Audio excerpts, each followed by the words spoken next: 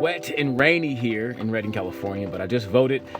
Usually drop my vote off much earlier, but I forgot it at home last time I came to this area, so just dropped it off. And there's been a lot of people telling us how to vote. A lot of people telling us to vote, like from celebrities and athletes, vote, go out and vote, go out and vote.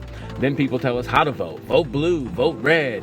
I heard a message today that really convicted me about how to vote. Because some people vote based on color of their skin, their family heritage. We've always voted this way. Some people vote because we hear little things. And I saw a lot of videos of people voting simply because they just do. They're against one thing and they don't know what the other person stands for. People say vote based on a person or politics, the policies they put forward. And the sad thing is we can't really know the people because it's all about PR. It's about how they present themselves. What I can see is their policies. What policies are they promoting? Look at it this way. Which policies leave way or promote human flourishing?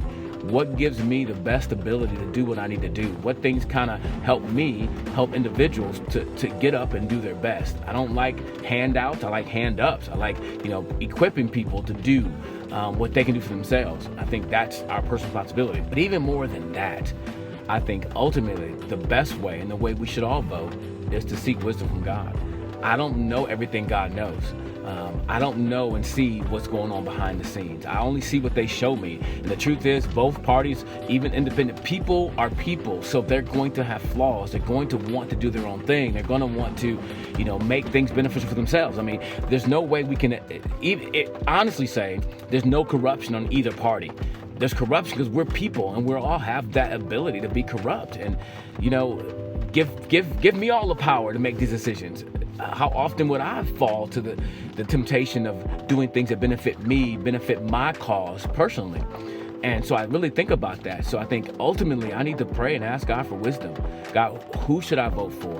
And I love what it says in James 1:5 that God gives freely wisdom for those who ask. Ask God for wisdom. I think we need to seek God in those moments, not just when it's time to vote every day of our lives. How I need to seek God for wisdom. And even when it comes to this idea, whoever gets elected today, one side's gonna say they cheated when they lose. Kind of sound like little kids, like kids on the playground. Now, don't get me wrong. I believe there has been some shenanigans in voting. There's too much power and money involved. We have to be wise enough to know, you know what? There may be some cheating. I'm not saying that all the elections should be overturned, but there's some cheating going on because if people can do it, they are doing it. For me, I need to ask God for wisdom. How I vote. Number two, how I respond to whatever the outcomes are. What are the outcomes? And I have to trust that God is doing what he's doing. God is on the throne. He's always been on the throne. And so I need to, as a follower of Christ, because that's my ultimate calling. I'm not a Democrat. I'm not a Republican. I'm not independent. I'm a follower of Christ. And I love what Tony Evans said. We should vote kingdom, right? What does that mean to vote kingdom? I think ultimately seeking God and asking him, who should I vote for?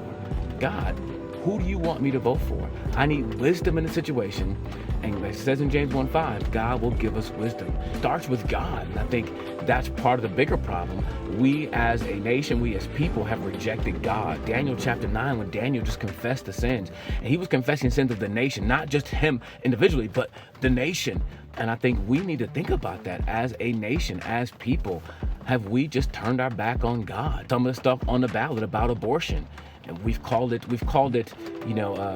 women's health care.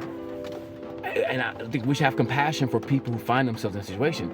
But the bottom line, you're ending life that God created, no matter how that life came about. We need to pray God for wisdom. God, what should we be doing with the world you created and us as people that you created? Because we're created by you and for you. So let's see God as we vote.